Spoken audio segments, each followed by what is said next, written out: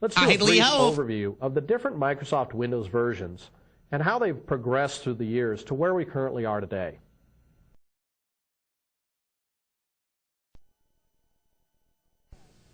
There are many examples of windowing systems. For example, we started out with Microsoft Windows 3.x. Then we have moved to Microsoft Windows 95 and Windows 98. There's also the Microsoft Windows NT operating system, which is a separate product from all of these. We also have examples of windowing systems under the Apple Macintosh. It also is a complete graphical environment that uses the same metaphor of a window. There's X Windows that can run under Unix, and OS/2, which is an old operating system made by IBM that really isn't around too much anymore.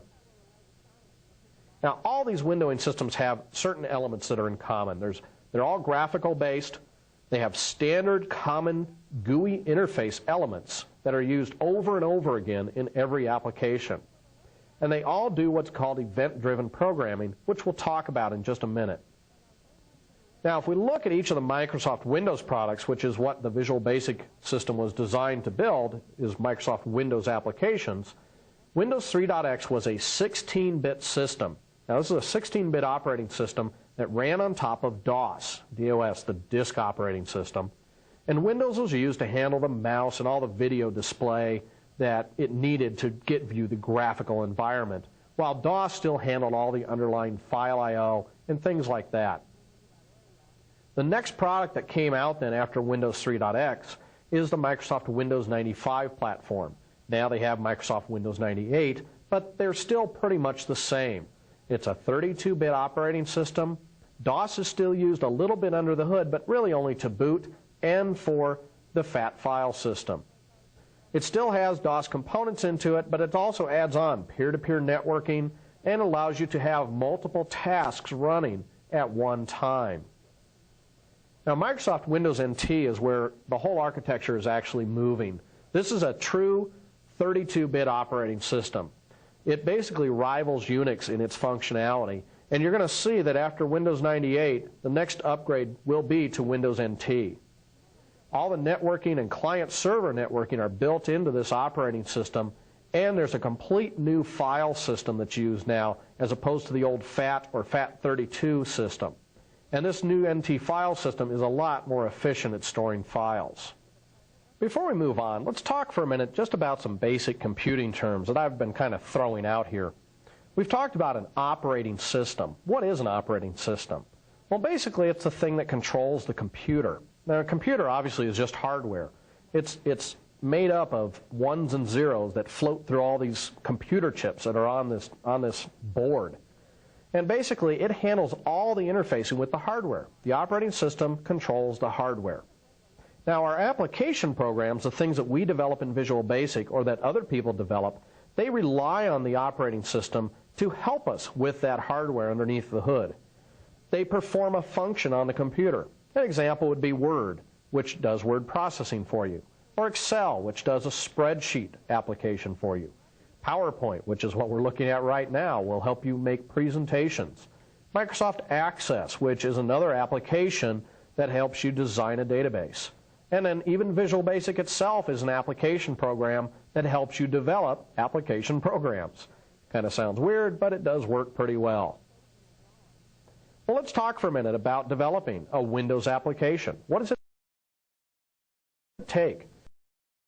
Well, like I said, a lot of programmers are now just moving to Windows. They're coming from a DOS or a mainframe world, and as such, you have to adopt a new mindset. There's a big difference between the procedural programming that you used to do in COBOL or in the old X-based languages like DBase, Clipper, and FoxPro. This procedural programming that you used to do under the DOS world or the mainframe world is a lot different than the event-driven programming techniques that we're going to use to program a Microsoft Windows application. Let's talk about procedural programming. Basically, the program begins and starts telling the operating system what to do. The program is in total control. It gives directives to the OS, and the user can't do anything other than what the program has laid out.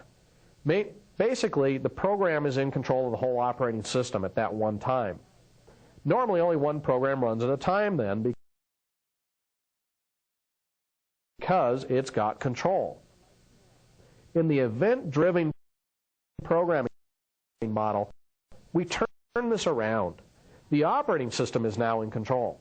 And the operating system actually tells the program what is going on. Either a keystroke has happened or a mouse click has happened. And it's responsible for giving that keystroke or mouse click to the appropriate program. That program then has a chance to respond and say, well, I want to do something with that keystroke, or I just want to throw it away, or maybe I want to respond to the mouse click, or I don't care about it. Of course, then, since the operating system is in control, the operating system can actually have a lot of programs running at one time, and the operating system can control how often it switches to give other programs a chance to run. Users can then switch back and forth. They can run one program 1 minute and then task switch over to another program. Of course, this makes our job as programmers a lot more difficult, but for the user, it's very nice. The way it does this is Windows is basically a message processing engine. Okay, it's kind of like the police dispatcher, where some call comes in, the police dispatcher then dispatches out a message to the units in the available area. Windows does the same thing. It receives messages from the user and then transmits those messages out to the appropriate application. The mouse or the keyboard are these messages that come in. The system clock, even underneath the hood in the CPU that's ticking away, becomes a message in Windows. And these messages are dispatched by Windows out to your application or to system objects. When this message gets received by a Visual Basic application, this generates an event. And that's what we're going to be doing. We're going to be responding to events. So we've got to design our programs to have these little bitty calls to procedural code that basically waits for events. Like I said, it's more demanding on us as programmers, but for the user, it's very nice. Examples of an event: click event, a mouse move. Just moving the mouse around actually generates an event. A mouse down and a mouse up event. A key press, even a key down and releasing a key. These become events. As you tab from one field to the next on a particular form, each field will receive a got focus and a lost focus event.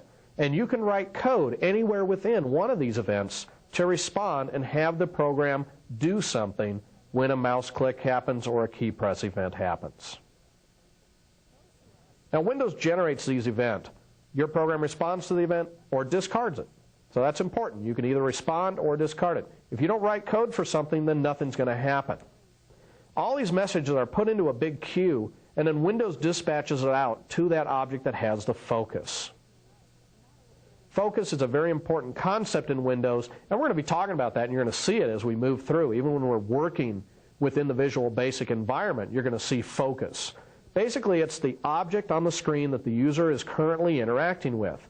And that may be us. We may move our mouse and click on a particular control, and wherever that mouse is, or if something's highlighted, the text, that's basically where the focus is. So any events are going to go there first, and then along the way they may get Okay, well, you should have a pretty good idea for how the Windows operating system works. We now need to dive in and really start looking at Visual Basic. So in the next section, that's exactly what we're going to do.